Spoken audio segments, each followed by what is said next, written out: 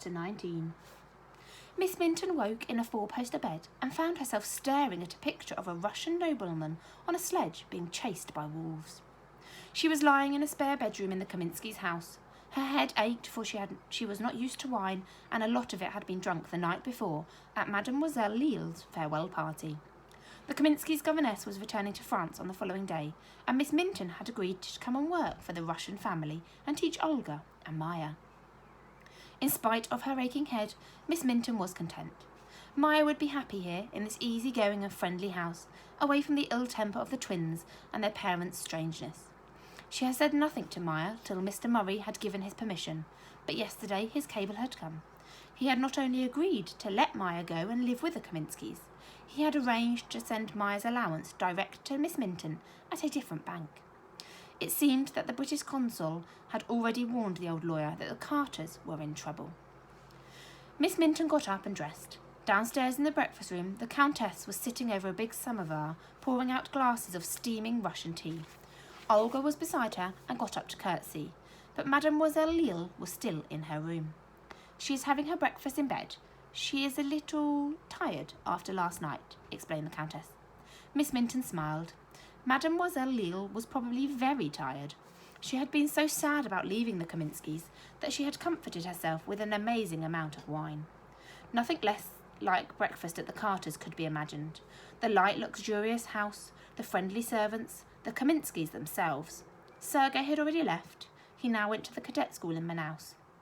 To teach only Maya and Olga would be a delight. "But I must hurry back," said Miss Minton now.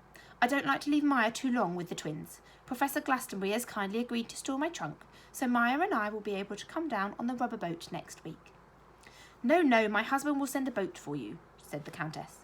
Miss Minton had not planned to spend a night at the Kaminskys. Mademoiselle Lille had begged her to stay for her farewell party, but Miss Minton had stood firm until the Count had pointed out that if she stayed, she could sign her contract with his lawyer the following morning, naming her as their governess. Knowing how little the Carters were to be trusted to pass on messages, Miss Minton had sent the note for Maya to Furo, and one of the Count's servants was ordered to take it to the hut. "Good news," Miss Minton had written. "I'll tell you everything in the morning. I'm staying overnight at the Kaminskys because I have some business to see to in the morning. Tell the Carters I'll be back at midday, but tell them nothing else." Furo would make certain that Maya got the note. She had seen how the Indians guarded Maya since Finn went away.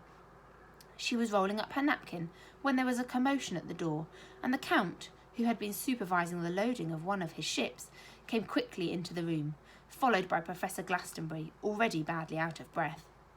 The Count went straight to his wife and spoke to her hurriedly in Russian, but Miss Minton had caught the word Carter and risen to her feet. "Oh, my dear," the Countess turned to her. "It's bad news, I'm afraid. There has been a fire in the Carters' bungalow. The house is destroyed. But everyone has been rescued, I understand. They have been taken to the municipal hospital." Miss Minton was already by the door. Every trace of colour had vanished from her face. "The Count's carriage is waiting to take us to the hospital," said the Professor. Miss Minton turned to the Count. "Thank you," she managed to say, but before she followed the Professor out into the street. The twins were crying. Their beds in Ward C of the hospital were close together because the ward was very full, and they lay on their sides facing each other and gulped. "It's gone. It's just gone. All of it's gone. There's nothing left. Not a single millrace." The nurses had at first been very kind. Neither of the girls were badly hurt. Beatrice's hair was singed. She had a small burn on her leg. Gwendolyn had fallen on the gravel path as she ran out of the house and had sprained her ankle. But there was always shock and smoke inhalation to consider, and for a while a nurse sat by their beds and tried to comfort them. "Your mother's safe. She's going to be all right. She's in the next ward. You can go and see her." But the twins were not crying for their mother. "It's our money," sobbed Beatrice. "The money for the reward. 20,000 millrace each, and it's all burnt." "Perhaps you will get it again from the insurance." But the Carters, of course, were not insured, and the twins went on snivelling till the nurse became impatient and walked away. Mrs. Carter was in the next ward. Her arm was bandaged and she had inhaled a lot of smoke. Even so, she found time to complain about the way the hospital was run, the lack of hygiene, and the patients whose young children were allowed to visit them and run all over the ward. There's a fly on my water jug, she said fretfully. 2, in fact. She was still complaining when a smartly dressed Englishman came to her bedside. He was the British consul's assistant. Mrs. Carter, the consul has asked me how we can help you return to England. There seems to be little future for you here. You mean you'd pay our fares? For you and your daughters, yes. Do you have anyone you could go to in England? Relatives or friends? Mrs. Carter frowned.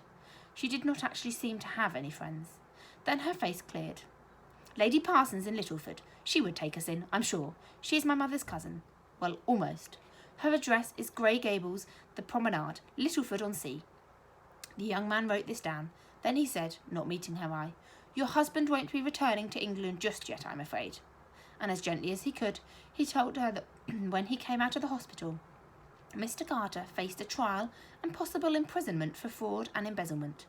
Just as he had cheated the bank in England, so had he done out here. It wasn't only Gonzales to whom Mr. Carter owed more money than he could ever hope to repay. Miss Minton ran up the hospital steps, and the professor, mopping his brow, ran behind her. The Carter family, she said at the desk. The girls from the fire, where are they? Ward C, said the receptionist, and they hurried up 2 flights of stairs. The twins were still whimpering, but they stopped to stare at Miss Minton. You're not badly hurt, I understand, she said. I hope you're not in pain. Our money's gone, sniffed Beatrice. Yes, but you might have lost your lives. And then, where's Maya? The twins shrugged. Daddy went back to find her. We don't know where she is. She didn't come in with us. Miss Minton's heart began to pound. The professor put a hand under her arm. I'll go and ask the sister. He made his way down the corridor and came back with a set face. She said there were only the 2 girls and their parents in the ambulance. She didn't know there was another girl. Miss Minton took a deep breath, tried to steady herself. But Mr. Carter went back for her, the twins say. She must be here. The sister had come out of her office to join them. Now they all hurried to the men's ward. Mr. Carter's burns were serious. His hair and eyebrows were singed. His face was swollen. Both arms were bandaged. He lay still with his eyes closed, but Minty had no thought to spare for him. Mr. Carter, where is Maya? Your daughters say you went back for her. Did you bring her out safely? I tried, lied Mr. Carter. I went right to her door, but it was impossible. An inferno. Miss Minton swayed. I am not the kind of person who faints, she said, as the sister moved towards her. But there she was wrong.